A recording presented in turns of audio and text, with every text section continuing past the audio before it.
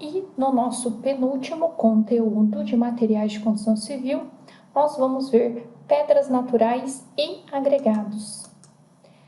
Então, a rocha como material de construção.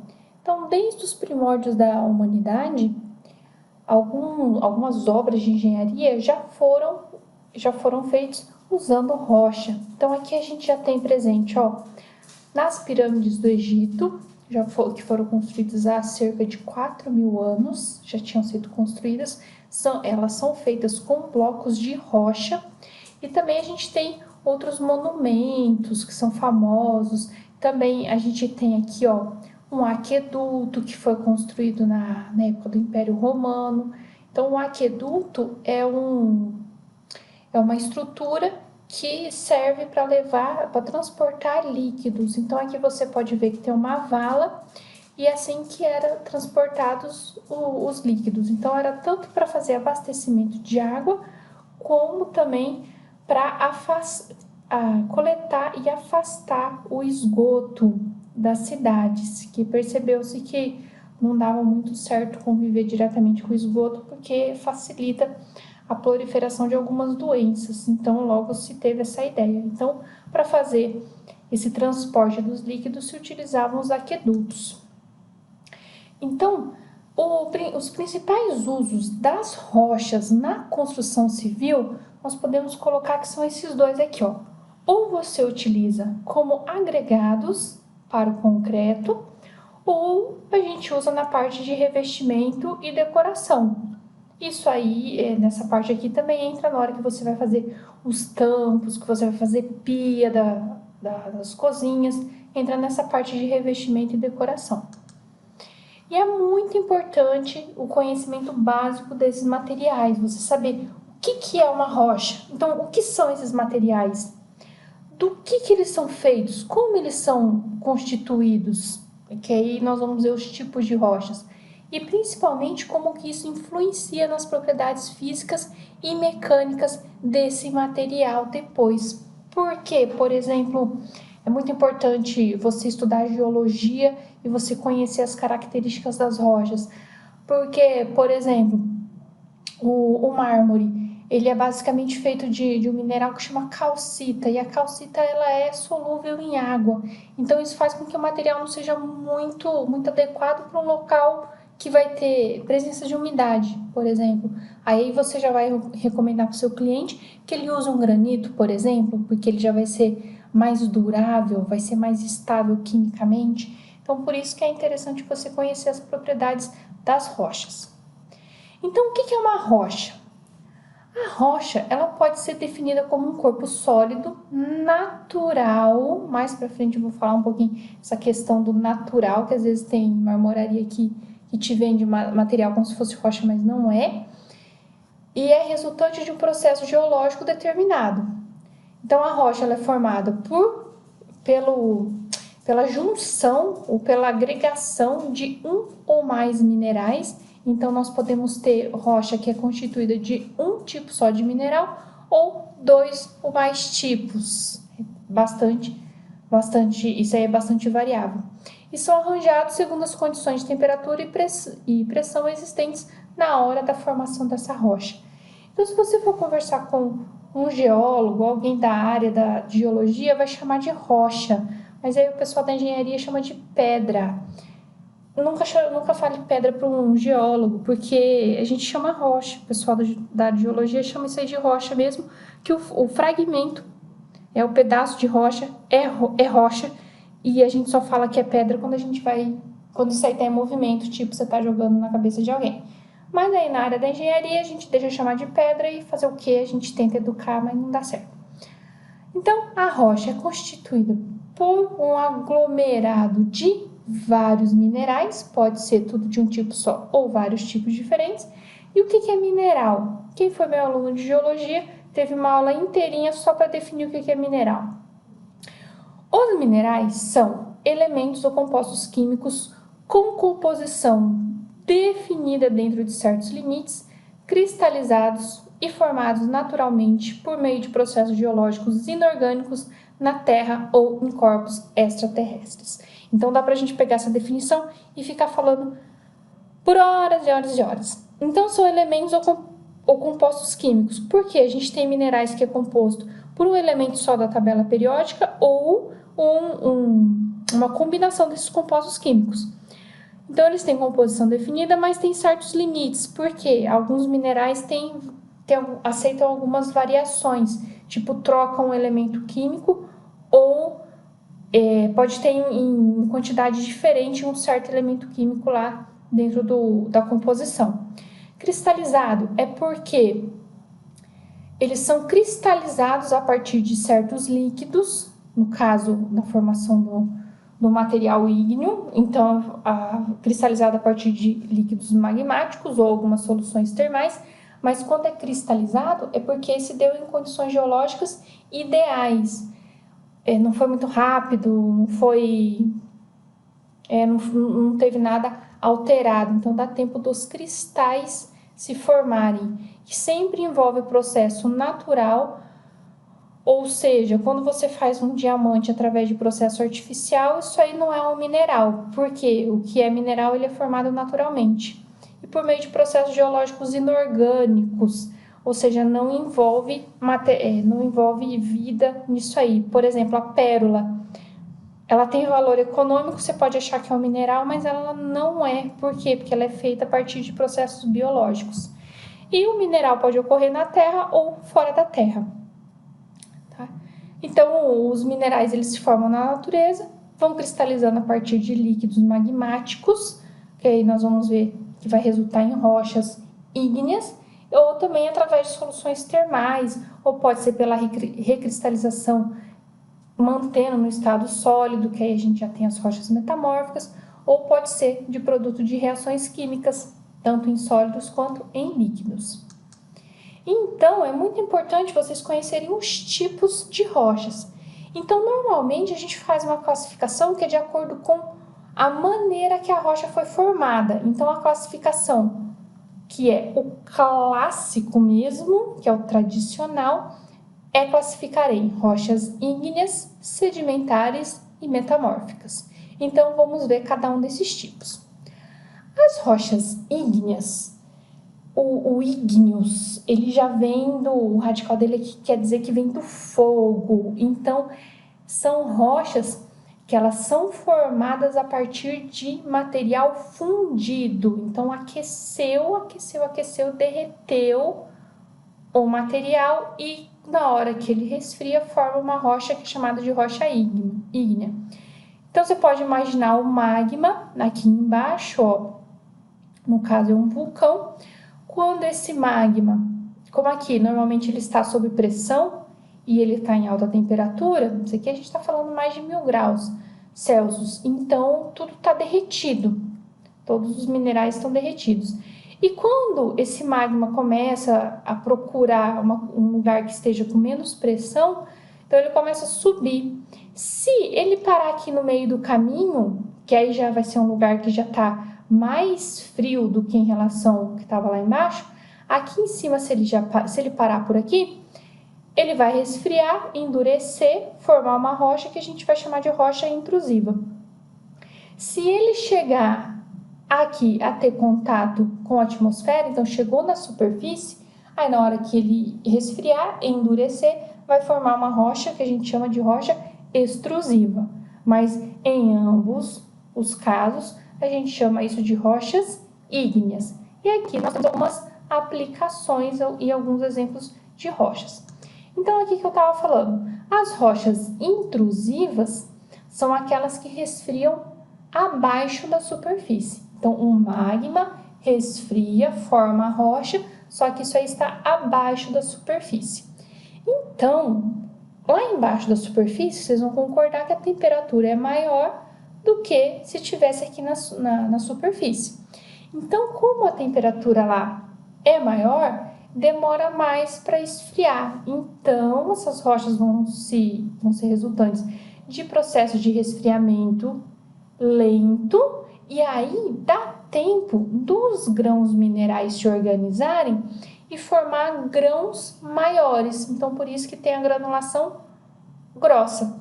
Então, aqui a gente tem alguns exemplos, ó. Esses três aqui são rochas intrusivas. Aqui nós temos o granito, então o granito ele sempre é composto, os minerais principais dele são sempre 3.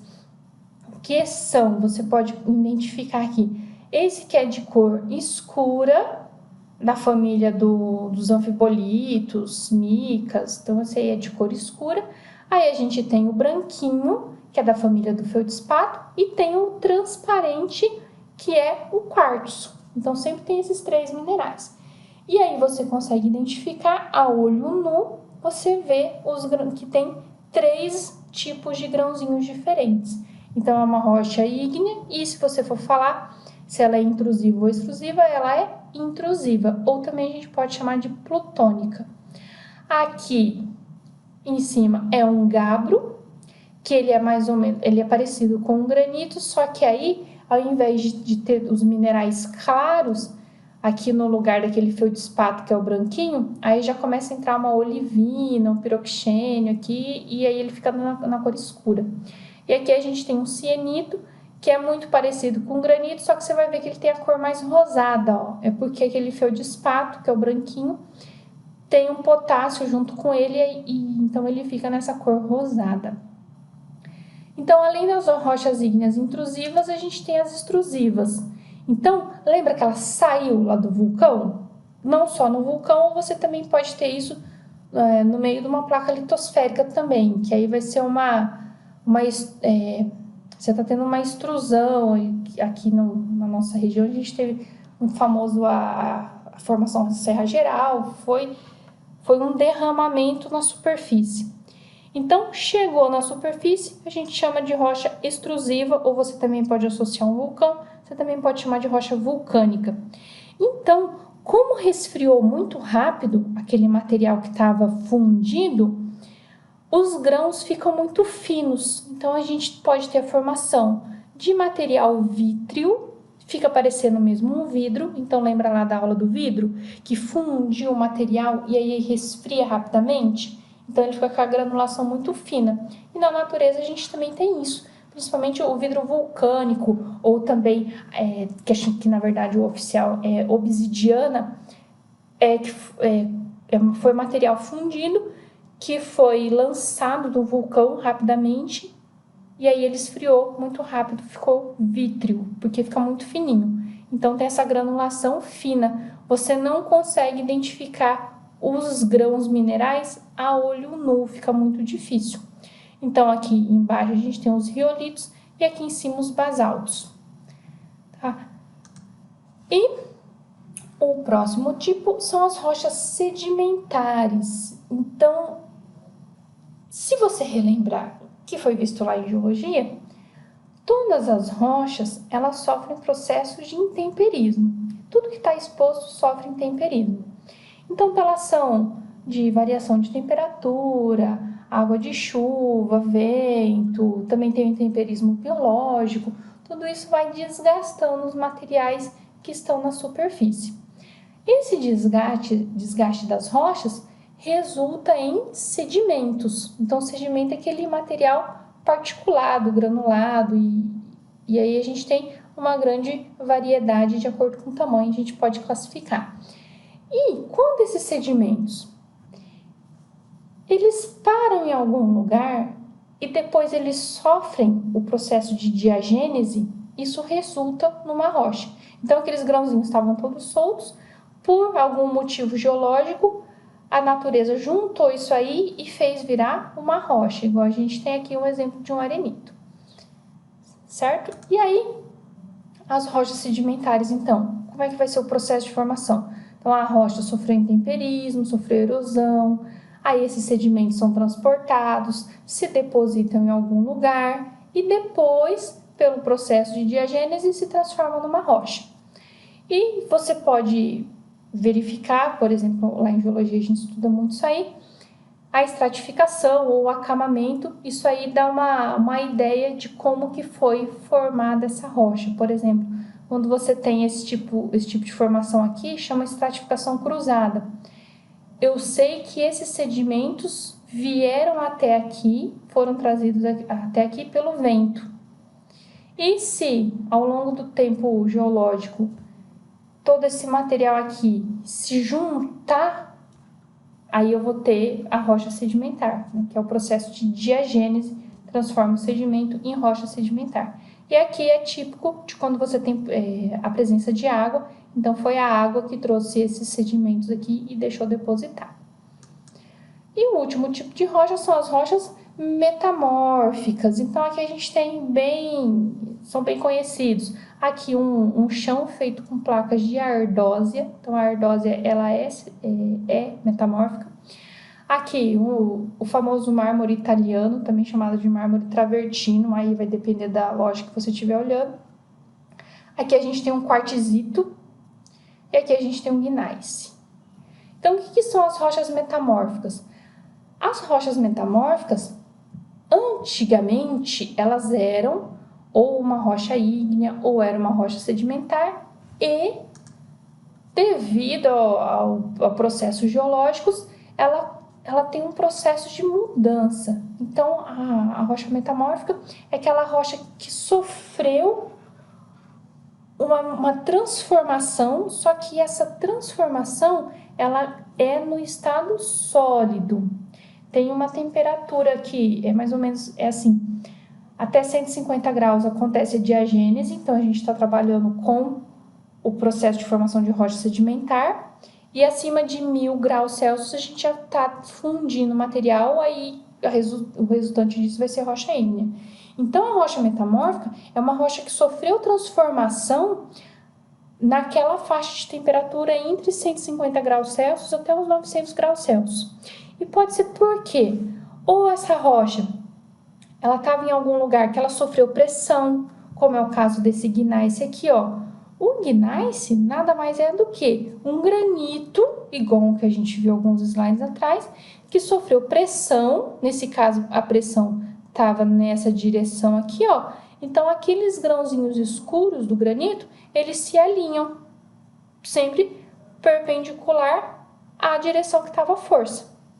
Aqui, o famoso mármore italiano, ou travertino, nada mais é do que é uma rocha calcária que sofreu metamorfismo. E aí ela se transforma no mármore. Aqui do slide anterior, o quartzito, nada mais é do que esse arenito aqui, ó, por exemplo, que passou por um processo de pressão e um pouquinho de elevação de temperatura, vira um quartzito. A ardósia, na verdade, era um folheiro, passou pelo processo de metamorfismo, virou uma ardósia. Então, sempre, o legal da rocha metamórfica é que você pode ver, você pode saber qual que era a rocha de origem, e aí sofreu metamorfismo, se transforma na rocha metamórfica. Então, os nossos tipos de rocha são estes. Veio de material fundido, é ígneo. Veio de sedimento, é sedimentar. Sofreu uma transformação, principalmente por temperatura e pressão, é uma rocha metamórfica. E aí, como que isso aí é explorado para a gente poder depois usar na construção civil? Então, sempre tem que ter uma pesquisa para ver se tem interesse econômico, se o material que tem disponível é interessante para ser explorado. Tem órgãos que regulamentam essa questão da prospecção, Departamento Nacional de Prospecção Mineral, Ministério de Minas e Energia, Ministério do Meio Ambiente. Então, eles regulamentam, fiscalizam essa questão da prospecção. E quando você está realmente retirando esse material da natureza, a gente chama esse procedimento de lavra. Então, aqui a gente tem uma foto de um desmonte de rocha. Então, onde encontrou essa rocha em abundância, vem aqui, faz os furos, coloca explosivo e você vai desmontando a bancada. Aqui a gente tem o maquinário trabalhando com o fragmento de rocha. No caso, isso aqui é uma rocha que sofreu desmonte e agora ela vai ser levada para o britador. E isso aqui vai dar origem à brita, que a gente só fala brita, mas é pedra britada. Na verdade, seria rocha britada, mas a gente chama de pedra britada. E aqui, outra maneira de fazer o desmonte também, você pode ver que já está em linhas para poder sair na forma de blocos. Beleza, extraiu isso aí lá na natureza. Quais vão ser os produtos? A gente tem os produtos acabados, tipo aqueles tampos que a gente usa em balcões e pias, bancadas, e aí faz o acabamento na borda. Nós temos os semi-acabados, que se você for lá na loja na marmoraria, você vai ver essas placas aqui que vão estar disponíveis. Então, lá na marmoraria, eles cortam nas dimensões e faz o acabamento. E a gente também tem os agregados, tipo, aqui a gente tem a brita, ó. Aqui nós temos uma brita só para mostrar que, de acordo com os minerais que compõem a rocha, nós podemos ter cores um pouco diferentes. A areia, mais comum, lá para frente também vai ter mais foto, e aqui é um cascalho, que a gente conhece também como pedra de rio. Você vai lá no rio, você vai ver uns pedacinhos de rocha que são arredondados. Isso é por causa da esfoliação esferoidal que foi acontecendo ao longo do tempo. Porque quando a rocha acaba de quebrar, você vai ver que ela fica assim, bem angulosa, ó, com os cantos bem angulosos. Mas só que se você deixar isso aqui, ó, lá na natureza, principalmente dentro de um rio, isso aí vai rolando, vai batendo, vai rolando, vai batendo ao longo do tempo geológico, que é muito, muito, muito tempo, você vai ficar na cor arredondada. Então aqui a gente tem o cascalho, que é usado como agregado também lá no concreto. Então é muito interessante em laboratório ver a propriedade dessas rochas, então tem ensaios para isso, para ver parâmetro petrográfico, físico, mecânico, para ver qual que é o uso adequado dessas rochas. Mas esses aqui então são os produtos resultantes lá da exploração de rochas. E aí nós vamos ver o uso mesmo das rochas na construção civil. Então eu tinha falado para vocês que a gente usa como agregados em concreto e também nós usamos na parte de revestimento e decoração, ou você também pode falar acabamento. Então a gente tem as rochas para revestimento e a decorativa, basicamente a mesma coisa. Então, questão de uso adequado. Por exemplo, aqui nessa foto de cima é uma área, provavelmente é perto de uma piscina, então uma área exposta, e essa rocha que foi usada aqui para fazer o revestimento, ou vai ser um arenito ou vai ser um quartzito. A gente sabe pela aparência. E se você lembrar da areia, a areia ela é bem áspera, não é? O material que você vai manusear ele é áspero. Então imagina que essa areia toda se juntou e formou um arenito, e se isso aí passar por um processo de cozimento, como se fosse numa panela de pressão, vai virar um quartzito. Então é uma rocha que ela fica bastante áspera, então ela fica adequada para ser colocada nessas áreas aqui, ó, área molhada. Enquanto que a ardósia, por ela ter aquela estratificação plano-paralela, que é própria da formação dela, não é interessante você colocar em um lugar que vai ficar molhado, porque vai ficar muito escorregadio. Então, por isso que é interessante você conhecer as rochas para ver o que está adequado. Aqui a gente tem a rocha usada como revestimento, ó, então nesse caso, as propriedades mecânicas dela, se ela vai ser durável, se ela vai ser resistente ou não, tanto faz, porque ela está sendo usada só como parte de decoração. Aqui a gente tem alguns exemplos que você pode encontrar lá na loja, na marmoraria, e o catálogo que normalmente você encontra lá na loja. Nem me preocupei em deixar os nomes visíveis, porque o que você encontra em uma loja, se você chega na outra que está com um catálogo diferente, o nome não vai estar igual. Tipo, em algum lugar pode falar que é mármore italiano, no outro vai falar que é travertino, outro vai estar com um nome totalmente diferente. Em um vai falar que é granito azul, no outro vai falar que é granito da Bahia. Em um vai estar falando assim que é o café imperial, o outro vai falar que é granito de chocolate. E assim vai. Mas você vai identificar e vai usar o que for adequado, né? Na verdade, indicar o que for adequado para o seu cliente. Atenção, toma cuidado, tipo, você chegou, esse aqui é um catálogo que eu peguei na internet, ó, que seria de rochas. Você não vai encontrar isso aqui na natureza, ó. Então, cuidado que hoje em dia... lembra que lá no começo eu falei assim para vocês que as rochas são formadas por processos naturais. E hoje em dia, nas lojas, você encontra, o pessoal vende como se fosse rocha, ou chama de pedra, e na verdade é feito por processos artificiais. Uma vez eu vi o que seria uma rocha, mas não era, numa marmoraria, que era mais ou menos desse jeito, assim, igual esse laranja, só que tinha uns pedacinhos de vidro lá dentro. Muito bonito, muito interessante. Pode ser usado? Claro que pode. Só que você não pode falar para o seu cliente que aquilo é rocha. Por quê? Não foi feito pela natureza. Aquilo lá é artificial. Então, atenção a isso aí. Tem muito produto artificial. Tem qualidade? Tem. É durável? É. Mas você só não vai falar que isso aí é rocha. E agora vamos falar das rochas sendo utilizadas como agregado. Então, o que é o agregado? O agregado é que a gente usa lá no concreto.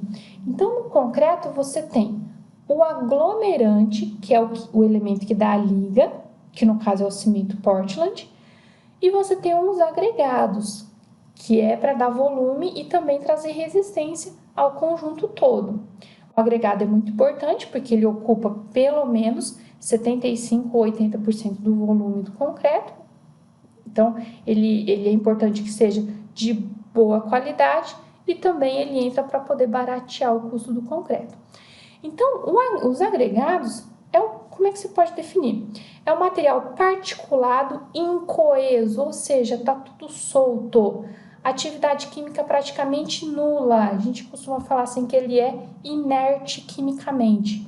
Ele não é para fazer reação química com ninguém. E o tamanho das partículas pode ser variado. Então, de acordo com a origem desse agregado, a gente pode classificar em agregados naturais ou industrializados. Isso aí ficou fácil, ó. Se já está pronto na natureza, tipo a areia e o cascalho, é o natural. Se você tem que fazer algum processo para poder utilizar, ele vai ser chamado de industrializado. Tipo a brita. A rocha está pronta na natureza, mas a gente tem que chegar lá, fazer o desmonte e britar esse material. Então, é industrializado. E assim como a argila expandida e a escória de alto forno, o vermiculito, que a gente também vai ver, são industrializados. Então, uma classificação muito comum, a primeira é de acordo com a origem, e a outra classificação muito comum quando a gente fala de agregados é quando a gente classifica segundo a dimensão das partículas. O que é pequeno, menor que 4,8 milímetros de diâmetro, a gente chama de agregado miúdo, tipo areia. Areia é agregado miúdo. E os agregados graúdos, com diâmetro maior que 4,8 milímetros, são as britas e os cascalhos. Então, lá dentro do concreto, por exemplo, normalmente a gente usa o agregado miúdo, a areia, e a gente usa o graúdo. Na nossa região é mais comum usar o agregado graúdo como as britas, no caso. Mas a gente também pode classificar os agregados de acordo com um peso específico aparente. Então, se você voltar lá na unidade 1, o peso específico aparente é quando eu pego uma amostra do material que tem espaços vazios ali. Então, no caso aí de grãos é muito fácil, tem muito espaço vazio entre eles. E você só faz a relação do peso dividido pelo volume. Então, como aquele volume que você está usando é o material e também espaço vazio, ou seja, ar lá no meio, você chama isso de peso específico aparente. Porque seria o material, mas não é, porque na verdade é ar. Então, parece que é o material, mas não é. Então, isso aí é o peso específico aparente. Então, de acordo com o peso específico aparente, que vai ser aí menor do que 2.000 quilos por metro cúbico, a gente tem os agregados leves, os normais, que é em torno ali dos 2.000 quilos por metro cúbico, e maior do que isso a gente tem os pesados. Então, esses são os agregados que normalmente a gente usa em construção civil. E aí eu aproveito para fazer algumas observações. Nessa lista, a gente pode acrescentar a pedra pómez, por exemplo. Então, a pedra pómez, ela é de origem ígnea e ela é extrusiva, ou você também pode chamar de vulcânica, e quando ela se forma é justamente porque saiu, imagina assim, que está saindo do vulcão muito rápido e resfria tão rápido que o ar que está lá dentro não consegue sair. O ar não, na verdade, é o gás carbônico, a parte volátil que está lá dentro não consegue sair. Então, na hora que o material endurece, fica aqui esse monte de espaço vazio dentro, essas bolinhas que a gente fala bolinha de ar, mas era porque era gás carbônico aprisionado aqui dentro. Então, essa aqui é a pedra pómez. Mas aí você pode encontrar ela desse jeito aqui, que é para você lixar os cascos do pé.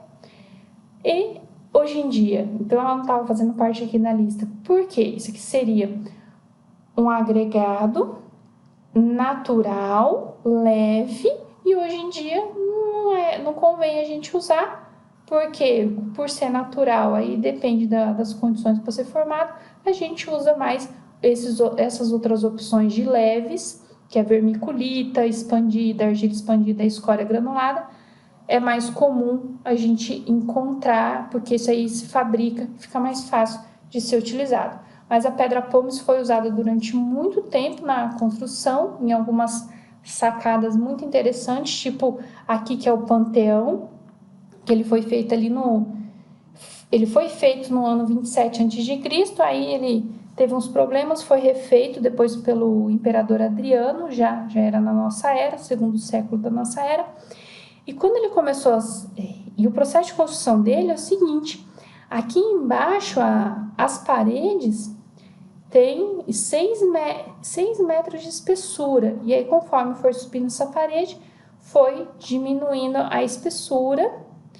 E para ficar leve aqui em cima, essa parte da abóbada, que isso aqui tem 43 metros de diâmetro, então é bem grande, para ficar leve essa parte aqui, aí começou um vale tudo. Então era feito um concreto com pedra pómez. Tinha pedra pómez, carvão, pedaço de tijolo, que encontrou lá foi colocando, que fosse leve, foi colocando para fazer esse concreto mais leve. E o negócio está lá de pé até hoje.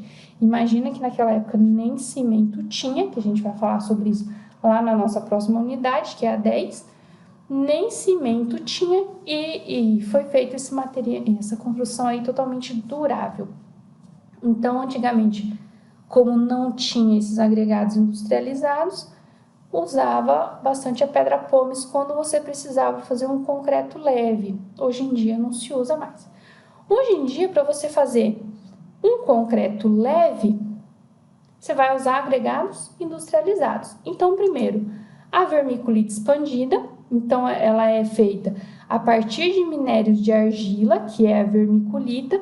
Ela é aquecida e depois é resfriada. Aí, nisso, ela expande, ó.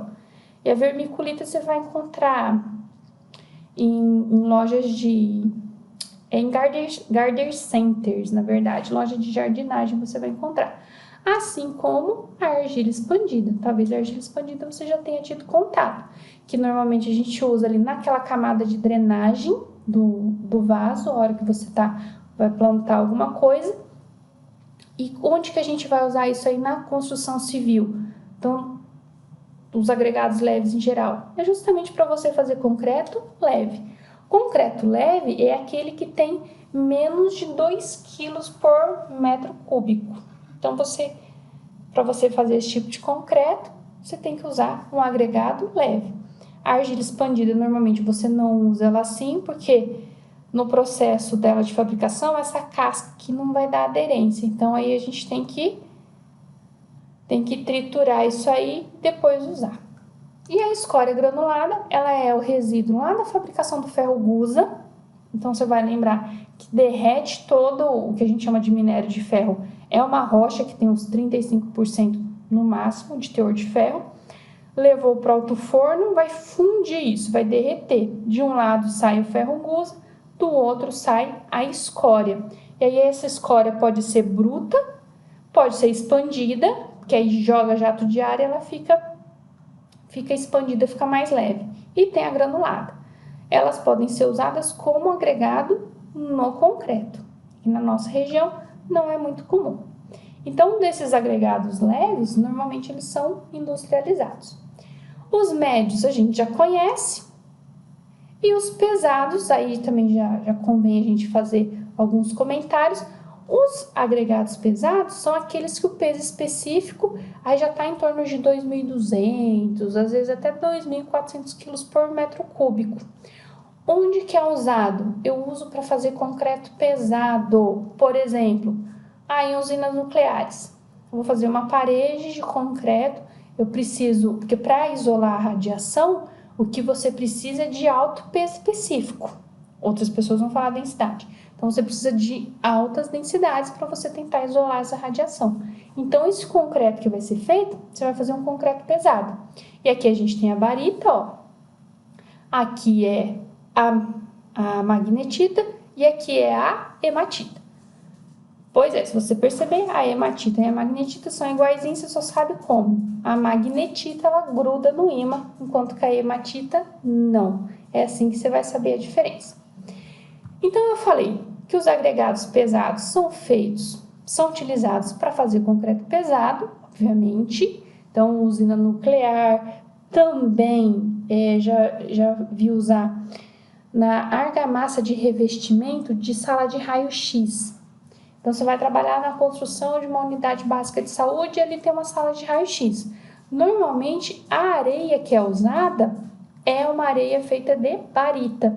Então, por ser um agregado pesado, isso aí é usado para fazer a argamassa de revestimento, ou seja, a parte do reboco, é usado para fazer o revestimento na sala de raio-x. Então, esses são os usos para os agregados pesados. O leve é quando você quer fazer um concreto leve, e esses agregados de peso específico médio é quando você vai fazer o concreto convencional. É aquele que tem normalmente 2.000 quilos por metro cúbico. Então, vamos falar da areia. Então, para quem nunca viu, um montinho de areia. A areia, por definição, é aquela que o diâmetro fica menor do que 4, ou máximo 4,8 milímetros, ou seja, é quase meio centímetro, porque a gente tem areia fina, média, grossa, isso aí é classificado de acordo com o módulo de finura, e a composição da areia normal que a gente conhece, é basicamente sílica, que é o quartzo, minerais de quartzo, tá? Que é a sílica junto com o oxigênio, são óxidos de sílica. E onde você encontra essa areia? Na nossa região, mais comum é areia de rio, vai lá com uma draga e draga essa areia do fundo do rio. Mas a gente também pode ter areia de cava, que é uma situação assim, ó. Aqui antigamente tinha um rio e esse rio depositou areia. Aí no futuro veio mais sedimentos aqui, o rio já não passa mais aqui e tal, e depois você tem que escavar para encontrar essa areia ali embaixo. Então ela está em valas, coberta por capa de solo. E a gente tem areia de praia e de dunas, só que a gente não usa isso para fazer concreto, porque é muito fino, material muito fino dentro do seu concreto. Vai roubar a água de amassamento e também porque tem sal. Você não pode usar isso para fazer um concreto, por exemplo, certo? Então, o que a gente mais usa é a de rio e a de cava. E é feito um ensaio de granulometria, porque você já deve ter ouvido falar que a gente tem areia fina, tem a média e tem a grossa. Como que sabe isso? Então, não é feita uma separação, eu vou lá medir o tamanho do grão e fazer a separação. Não, isso aí é feito em laboratório. Então, tem as peneiras, que são padronizadas, peneiras de malha quadrada, então aqui dentro tem as malhas, e a abertura da peneira corresponde ao que está lá no padrão. Então, por exemplo, a areia, a última que vai ficar aqui em cima vai ser a 4,8 milímetros de abertura, depois 2,4, 1,2, 0,6, 0,3, 0,15, 0,075 e depois põe o fundo aqui. Então, você vai pegar aquela amostra do agregado, coloca aqui, então empilhou essas peneiras, começando da abertura maior para menor, empilhou, colocou o material aqui, mas lá na parte de concreto. Depois a gente vai pesar o que ficou retido em cada peneira, a gente monta uma tabela do que ficou retido em cada peneira, faz a porcentagem que isso corresponde, faz a porcentagem acumulada, faz uma soma e acha o módulo de finura. Esse módulo de finura é que vai permitir que a gente classifique a areia em fina, média ou grossa. Além disso, tem outras propriedades também que são verificadas da areia. Questão da densidade, que eu já falei para vocês em algum momento, que a densidade, percebam que a gente não põe unidade de medida na frente, É porque quando você fala em densidade, é porque você está comparando o peso específico do seu material com o peso específico da água. Onde o que é aquele padrão do peso específico da água de 1 grama por centímetro cúbico. Então, se eu estou falando que a água tem 1 grama por centímetro cúbico de peso específico, real, então se eu falo que a areia tem uma densidade de 2,6, quer dizer que ela tem 2,6 gramas por centímetro cúbico de peso específico. Então, se você for pegar só o grãozinho, que é o real, é maior do que quando você pega a densidade aparente, que aí tem a ver com o peso específico aparente, que é porque tem ar dentro. Isso aqui é usado lá na dosagem de concreto. Umidade, muito fácil, você pega o peso da amostra úmida, guarda esse peso, seca esse material, depois você pesa seco. Faz o úmido menos o seco, dividido pelo seco. Se você quiser em porcentagem, faz vezes 100. É importante você conhecer a umidade da areia lá na dosagem de concreto, porque a água que tiver na sua areia, você tem que descontar da água que você vai adicionar no concreto. Questão do inchamento, a areia, quando ela absorve água, ela incha, então isso é importante na dosagem de concreto. E o coeficiente de inchamento é como esse volume vai variando de acordo com a umidade, e a umidade crítica é a umidade a partir da qual o coeficiente de inchamento passa a ser constante, ele não varia mais. E por fim, a questão da apreciação petrográfica. Quem tem local de lavra de areia ou que está fazendo um desmonte de rocha para produzir brita, tem que ter um laudo de, pelo menos, de apreciação petrográfica, que é o quê? Quando você pega o seu material e você passa no microscópio eletrônico de varredura para identificar os minerais. Por quê? No concreto, então esses materiais que são agregados, você vai usar para fazer concreto.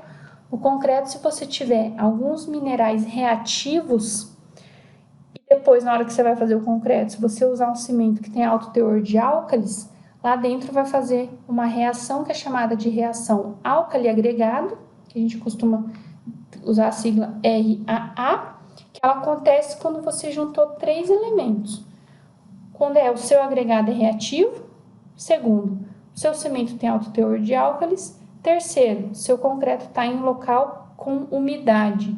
Juntou esses 3 fatores, lá dentro do concreto forma um gel, e esse gel, na presença da umidade, ele incha, ele expande e começa a fissurar o concreto. Então, você está vendo esse bloco aqui de fundação, todo cheio de fissuras. Aqui na lateral você vê as fissuras e um gel branco saindo. Esse gel é o gel formado pela reação álcali-agregado. E não tem como você resolver isso aqui. Até hoje não tem uma forma de resolver isso.